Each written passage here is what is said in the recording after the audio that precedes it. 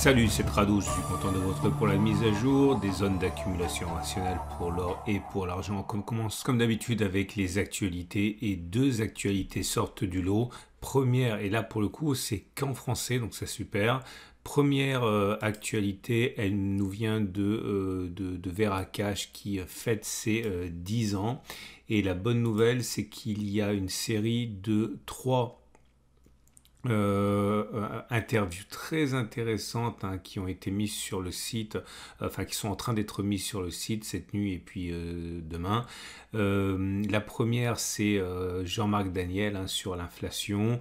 La deuxième est déjà sortie, c'est également Nathalie Janson sur la guerre des monnaies et le fameux grand reset, celui dont parlent beaucoup les Goldeux et dont ils essaient de se protéger notamment avec l'or.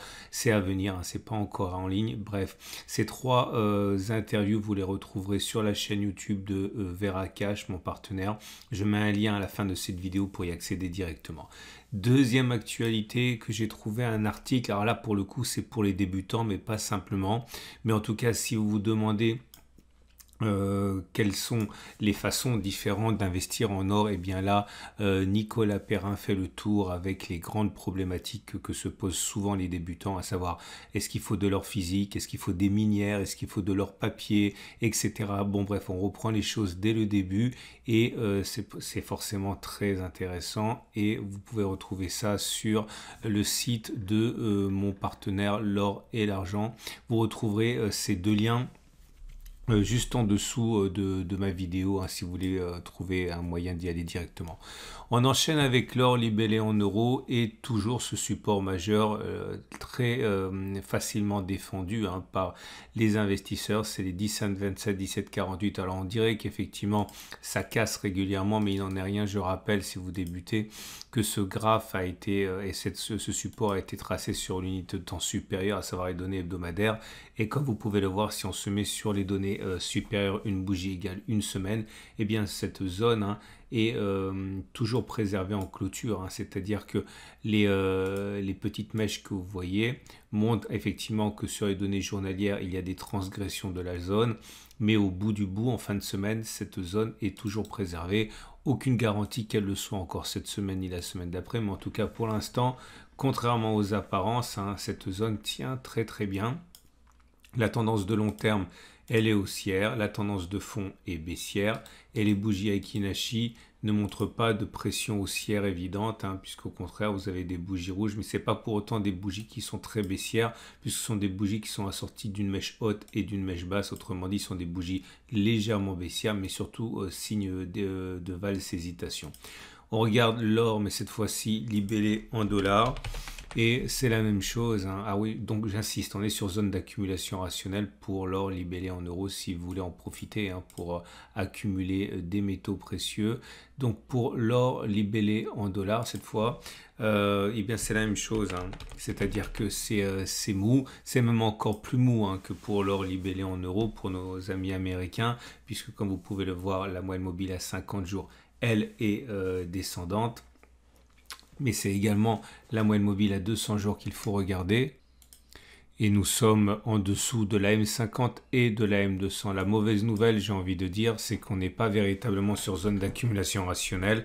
Pour moi, la zone d'accumulation rationnelle est à 17,91, 17,80. Maintenant, pour les plus pressés, on peut envisager que cette zone ici soit globalement une zone d'accumulation rationnelle.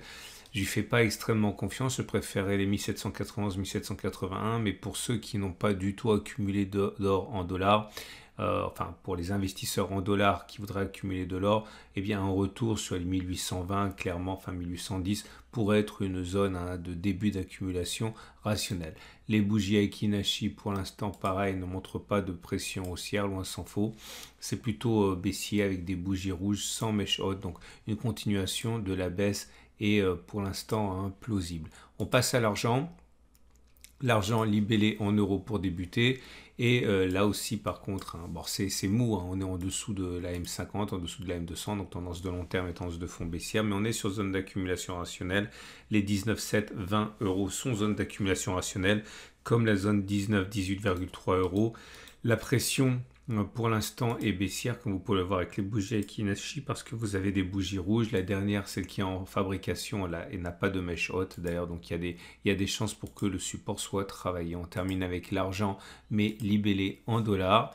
Et l'argent libellé dans l'or est dans une situation équivalente. La bonne nouvelle, c'est qu'on est sur zone d'accumulation rationnelle, 20,3, 21,3, avec tendance qui est baissière. Alors, j'ai reçu pas mal de messages me disant: pourquoi, contrairement à l'or, les pièces en argent sont tellement chères? Pourquoi est-ce que la prime est tellement chère par rapport au prix officiel papier de l'argent? Clairement, si vous achetez des pièces en argent, vous allez payer beaucoup plus cher au gramme d'argent pur que le cours, on va dire, papier. Tout simplement parce qu'il y a un hiatus, il y a une divergence forte entre le cours du papier et de l'argent et de l'or physique, beaucoup plus sur l'argent physique que sur l'or physique d'ailleurs. C'est comme ça, c'est le prix à payer si vous voulez avoir du vrai argent et pas de l'argent papier.